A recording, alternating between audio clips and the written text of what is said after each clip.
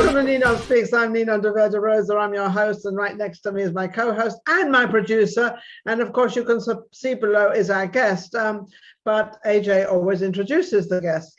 In the meantime, I want to thank all our audience out there, and don't forget to watch this on Roku. Hey, AJ, take it over. Thank you so much, Ninon. My gosh, I am so excited. We have a beautiful burlesque star in the building. We have Silk E. Gunz. She is an international burlesque star and performer. She's called the sexiest six-shooter in town. And she is one of Georgette's burlesque wonderful people. And that's, so hello, Georgette. Hi, just want to say hello to you and thank you. And we wanted to give a very warm welcome to Silky E. Gunz. Hello. Hi, how are you? I'm great. How are you? You know something. Great. You look magnificent. You look absolutely incredible. Do you reside in Las Vegas? No, I actually live in Edmonton, Alberta, which is in Canada. Alberta? Really? Yes. It's cold here, so I had to wear all my warm things today. Oh, your Canadian warmth. Yes. I understand in Canada, they've kind of locked everybody up there. What have they? I mean, I've got friends there and they can't leave. They can't do this. I had an English girlfriend there. She just packed up and went to England, and I thought England was bad. Yes, yes. Well, there's so many things happening right now too. You know, first of all, there's COVID, obviously, so that's hard because we can't travel internationally yet.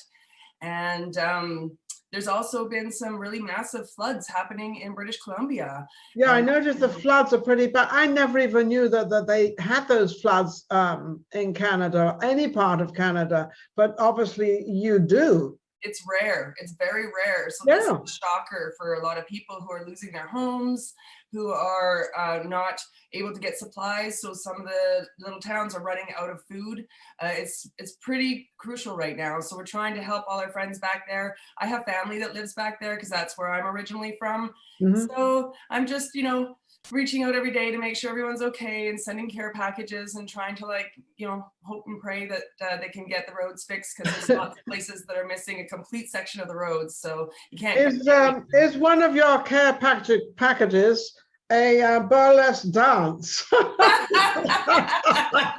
That would make it. I can be hired if, you know, if somebody needs that.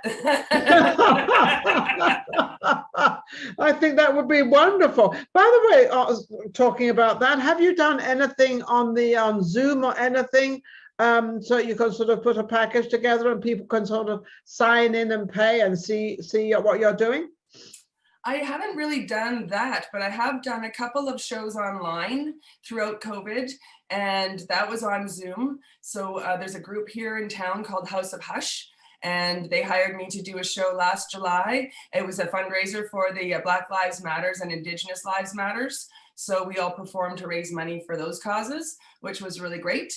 And the rest of the time I've been working on building my costume collection, finishing all the pieces that I never had time to finish. And now with COVID, you know, we have all this spare time. So I had all the time in the world to finish lots of costumes and also create a new act at home. So doing an online act at home that I could put out there into the world while we're still shut down, and hopefully get some views internationally, which has done wonders. You know what this is like? This COVID thing, actually, sometimes I look at it as a blessing, because it seems to have been a catch-up time for everybody. Mm-hmm. Everybody that has sort of lackadaisical and everything, and, you know, things pile up and things, you know, I'll do it tomorrow, and tomorrow never comes, just a day away.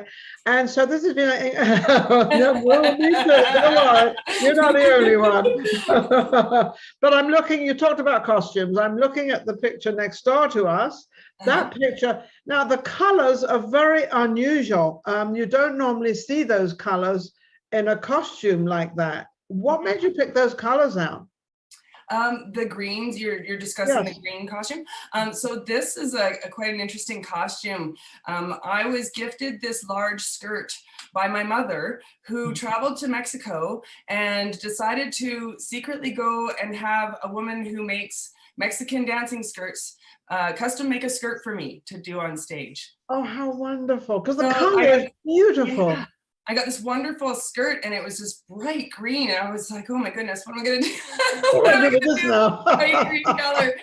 And so I worked with the skirt to implement other colors on it of green and new ruffles and put big patterns on it, and eventually became the greenest thing I love so much is the canvas. So I basically created a whole act around a canvas theme. And this is the skirt that is the big appeal at the end of the act.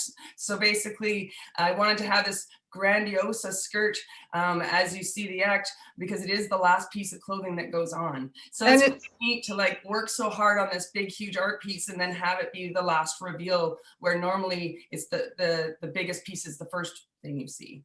And we're going to see that video, right? We're going to see that video, Silky Gunz, right, Ninon, a little later? A little later, we're going to see that. But now, when you wear this, you know, you say it's the last piece you put on, but it is the first piece you take off, correct? Well, I'm not going to tell.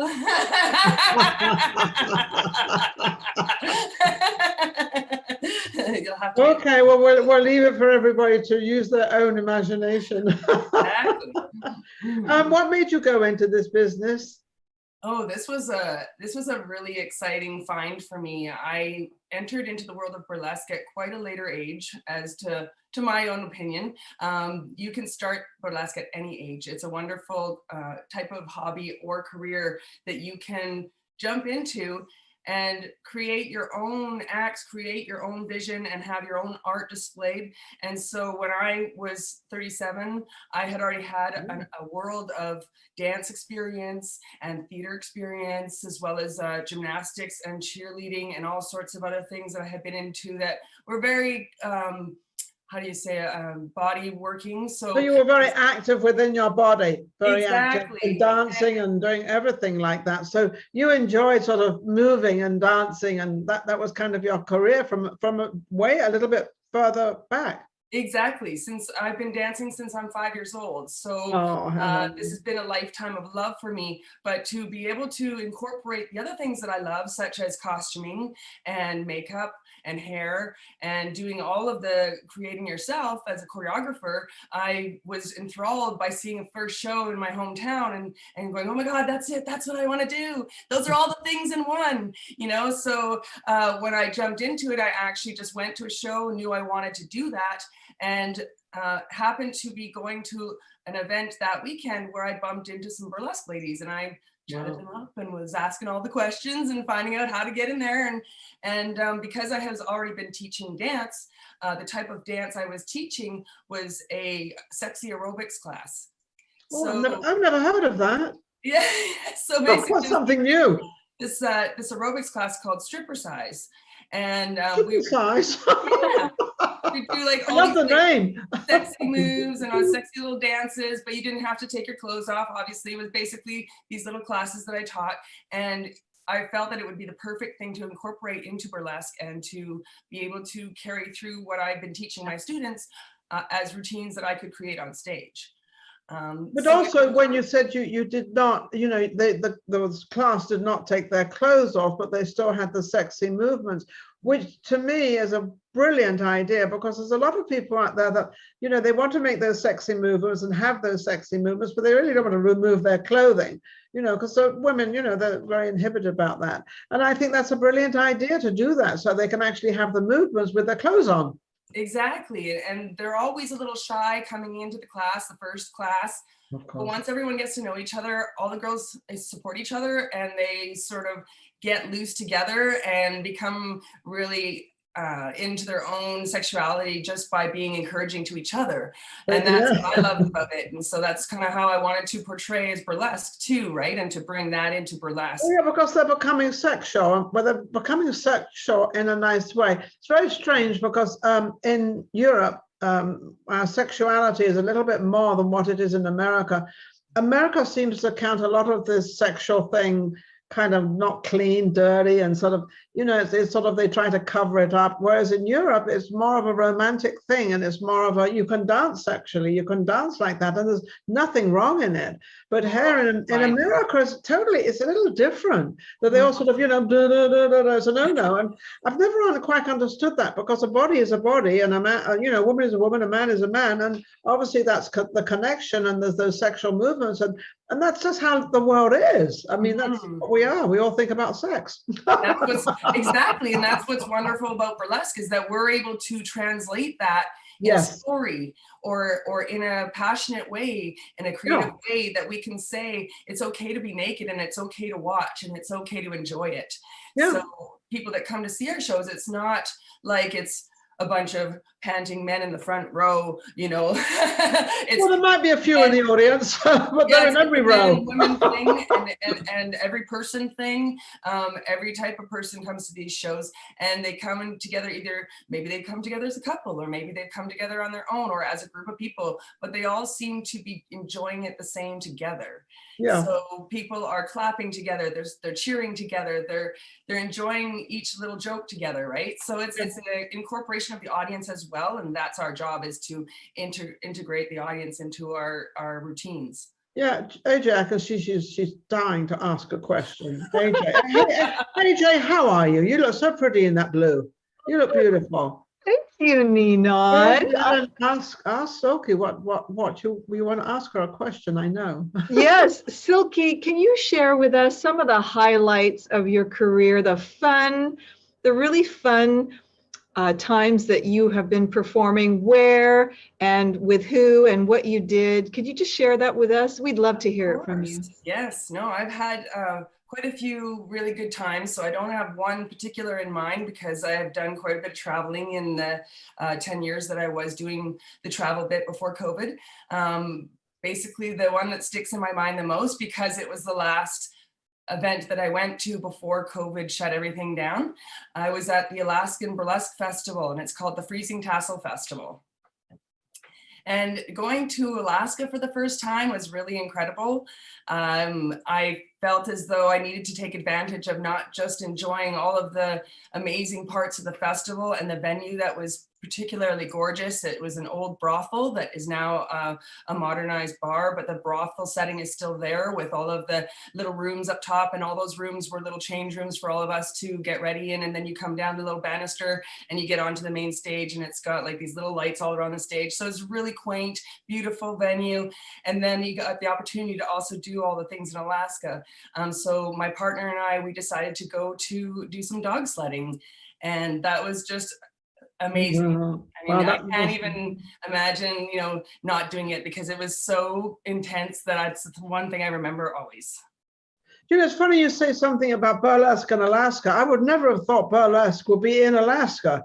I mean, that's like one of the last places. It's cold. There's not many people there. It's very secluded. It's like, you know, very, and all of a sudden, wake up world. Yes, we were in Anchorage, and the people there love burlesque. They absolutely adore the festival every year that it was happening. And we got tons of response and sold out every show. So I think it's just these towns, they love a good old-fashioned burlesque show, you know? Absolutely. If anybody, because you said you didn't start this till you were 37 years old, in the entertainment business, show business, that is older. Yes. I'm not saying it's old, it's older, because normally you start when we're 17, 18, 50, exactly. Whatever. What would you suggest to the younger generation now of going into this, if they wish to go into this, you know? And I'm sure, you know, at a young age, you feel a little shy and a little insecure. And how do they break that barrier to sort of do what they would like to do at a young age? Yes, I would definitely recommend that if you want to start burlesque now and you're in that younger age range, to do some courses and take some classes from experienced burlesque artists. Start by learning from people who have been doing this for hopefully 5 years or more.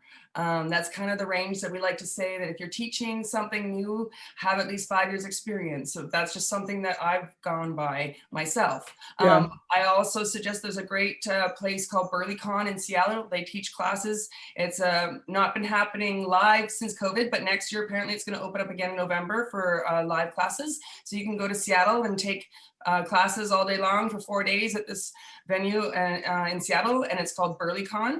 I would also suggest that you go to shows, watch as many shows as you can, because that's where you're going to learn what you're seeing on stage now. You're going to see who's who, and you're going to get to know the community in the burlesque world here, or in your own hometown for that matter. Because it's one thing to say you want to get on stage and take your clothes off, but it's another thing to do it. Another thing to do it. It's another thing. I was going to ask you, how do they get over their shyness, or how? Because we all have shyness, even the first time we get up on stage to sing. Or I remember the first time I came out and did my talk show, I was absolutely petrified of myself. I didn't. You just don't know what's going on and what's happening. And do I look good? What do I do? How do I do it? Because you don't know. You've got nothing to go on. How it's hard. But you've got to have the guts to do it. So how do they get? Because this is a little different. This is getting up there and it's sort of performing and slowly taking your clothes off, but doing it in a very sexual, beautiful way. Yes. How do they get over that kind of first time? What would you suggest they do for that?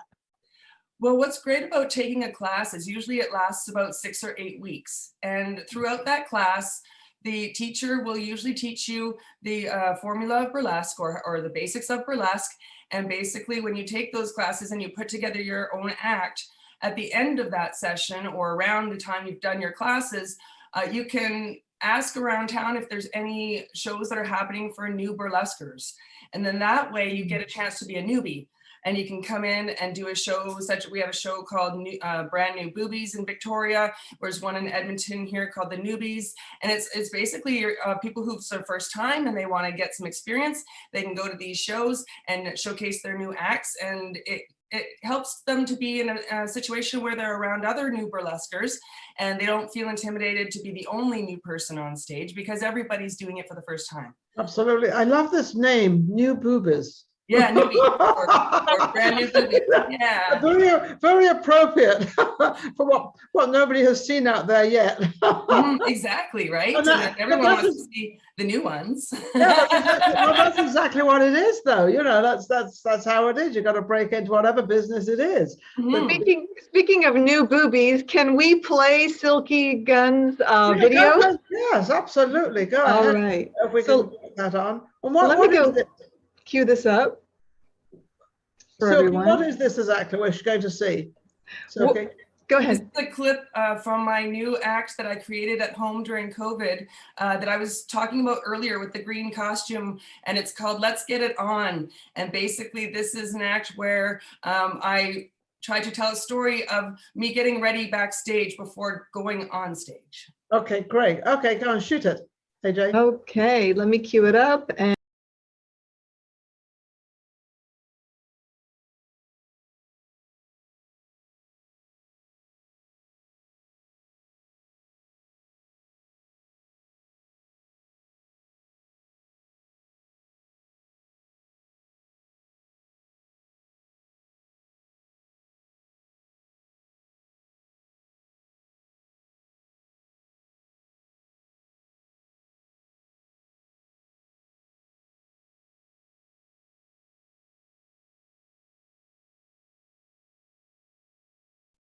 okay, so thank you so much for that. Bravo, Silky. What do you think, Ninon? Well, I don't know. I think I might start changing my career. You do it, girl. You do it. I love the swearing of that. Now I see why you say that it's the last thing that goes off. Yes, so this goes on, actually. Yes, exactly. So normally when you go to a burlesque show, everything is the way you would expect it to be, where people have a big costume on and they start to take everything off. Yes. This act is called the reverse strip. So I start almost nude with just my little bits on, and I put everything on. Yes. I love it. I love this performance. I love your show. It's exquisite and it's so creative. And I love the green costume. Don't you, Ninon? Isn't I thought it? it was, yes, I thought it was a little unusual doing it in a reverse fashion. And I always like things that are very different. And I find that quite different of sort of, obviously we didn't see all of it, but we saw a majority of it. And I just thought you're very creative. Thank you. Thank you. What gave you the idea to do something like that? It's something that I have seen done in the past a long time ago on a big stage in Vegas. And I really liked the idea, but how this performer did it was that she did a reverse strip in reverse. So she walked backwards, she took things off backwards, and everything was done in reverse. Whereas I just wanted to show what it's like to get ready from the very beginning of getting ready backstage to actually being finished getting ready. And so I took that sort of step and I just went one step less than she did. Because you never want to duplicate what someone else is doing, but to be able to take inspiration from someone else's act and portray it your way is what I wanted to do. But that's what we all do. We all do it, but we do it our way. Yeah. And old Frank Sinatra said that, I guess. He was the one, he did it his way, and he sure did, that's for sure. That's right, that's right. Absolutely. Now, where can people see this? Can they, what platform? I have a website at www.silkegunz.com, and all my videos are on there, so you can watch all of them on there. Okay, do you have anything on YouTube or anything on Facebook or anything like that? I do have a Facebook profile. It's also under Silky Gunz. I don't have many things left on YouTube because they keep taking down my videos due to copyright issues with the music. So I have a site on Vimeo, and Vimeo has all my videos as well. Okay, there is a platform, so you don't make that mistake with music, but there is a platform you can go to that they've got quite a few lists of music that you can actually use, and nobody will come after you on it. So you want to pick that up. And they have a lot of songs that obviously you don't want, but there's a lot of songs that are quite lovely. And I've actually chosen a couple of my songs from there because it's very difficult. You don't want to you put all the effort of putting it up there, putting the music and everything else, and copywriting is so hard and so difficult. Yeah. So, but if you do that, there's a lot of songs on there, a lot to choose from. And I think you went in there one time, didn't you, AJ? Where's that, Ninon? That's where you go in to find music that you can actually use. Yes, it's more commercial for the commercial music that is free to everybody. Yes. And yeah, you can find that, and you can find whatever kind of type flavor that you want. But what you chose there, Silky, is so iconic with that song. It's just wonderful. That's usually the problem, is a lot of my songs are very iconic, so I'm not going to get away with it. No. But Vimeo is great because Vimeo doesn't usually shut down those acts. So. But also it doesn't give you the exposure. I know Vimeo does, but it doesn't. You need to get your exposure. You are good. You're doing something different. You are good. And to be put up there and taken down, it means that people can't see your beautiful work. So I think you might, even if you have to go through a lot of songs, you're going to eventually find a song that you like. You'll find something, believe me, and then it won't be taken down. It'll always be up. Yeah, exactly. I'll check it out. Yeah, check it out, because it's really is incredible. What have you got coming up? Anything coming up, and any performances? Or I do, actually. I have 2 performances coming up next weekend.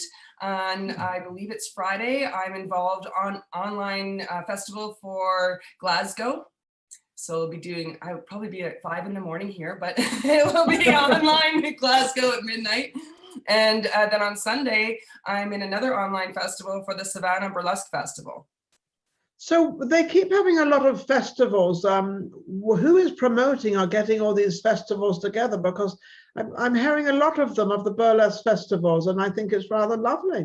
Yeah, each producer of each festival is in charge of promoting their festivals. So it's not really like a group person that does all the festivals. It's each producer who is It's an individual. Yeah. Yeah. And here in Canada, there was quite a few. We've got festivals in Vancouver, Victoria, Saskatoon, Winnipeg, Edmonton, Calgary, Toronto, Montreal.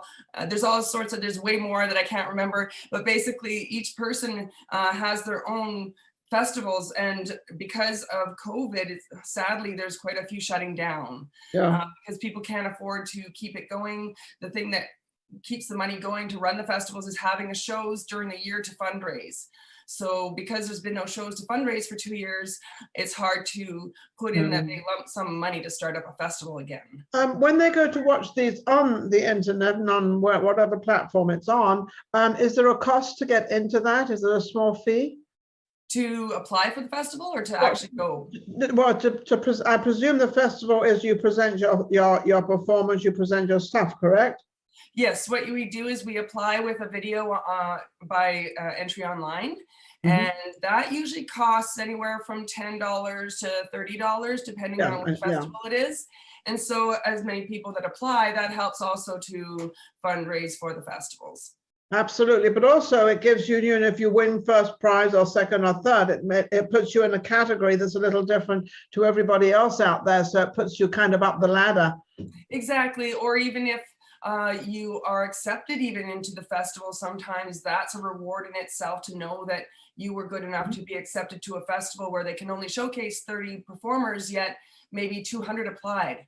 That's right, and you're one of them. So that gives you, you know, we did that actually. AJ, you did that, didn't you? We have what, 11 awards? Yes, we won 11 awards, and winner from the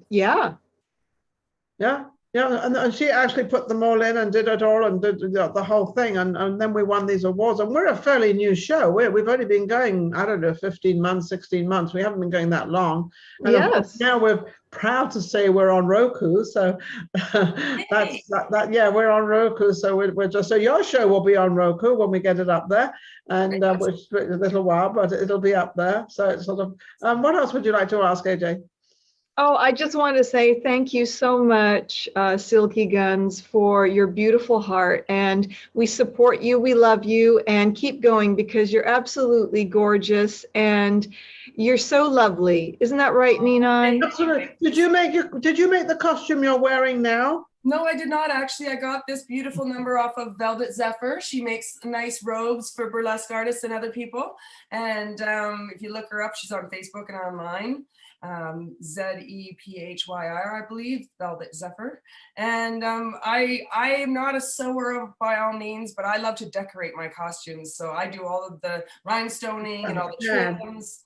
You look fabulous, fabulous. I can ask a question though. You said this was a robe, which means it's a robe that a female would buy this and wear this at home, and also would wear that. Oh yes, look at this. Oh, nice. Wow.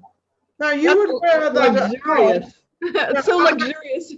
I know, it's very luxurious, but I have never worn, I mean, I was married for 29 years and I've never thought of wearing anything like that. I told my boyfriend the other day, I said, you know what, I think I'm going to have to start wearing all these fabulous things at home because I would normally wear this to an after party. So I would go to a festival, and after the festival was over, we'd go to an after party, and I would get out of all my tight corsets and everything that was uncomfortable. I would put this on and show up looking all fabulous anyways, right? Well, absolutely. But I'm just trying to figure myself at home with this gorgeous hat on and this gorgeous robe and sort of coming out, darling, how are you? I would have to definitely practice that. Well, I mean, you don't have to do your hair, just think, right? Well, no, you wouldn't. Don't have to do. I love that. Well, this is what I like. You don't have to do anything. You just put a robe on and put this beautiful hat on, and off you go. Yes. Take the garbage out. That's right, Silky. Oh my gosh, we're having so much fun. I'm so sorry, Ninon. I have to interrupt and say we got to wrap it up. Okay, well, thank you so much for inviting me to be on the show. I really appreciate it. It was wonderful chatting with you too. Yeah, thank you, Silky. And of course, everybody knows where to reach you. They can reach you on YouTube and Facebook, and you go under Silky E. Gunz. That's correct. Gunz with a Z. I got it right for once in my lifetime. Yes, and so go see the sexiest six-shooter in town. Amen. There you go. Well, I want to thank our audience out there for tuning in and watching, and also for getting us all on Roku. And it's just very exciting and absolutely incredible. Anybody who would like to be on the show, would like to be a guest, please get in touch with AJ at NinonSpeaks.com. Okay. Yes. And thank you again, Silky, for being on. You're a pleasure. You're wonderful. And you open up a whole new field for all us ladies out there. You take care. You too. Bye. Bye-bye. Take care. Bye-bye.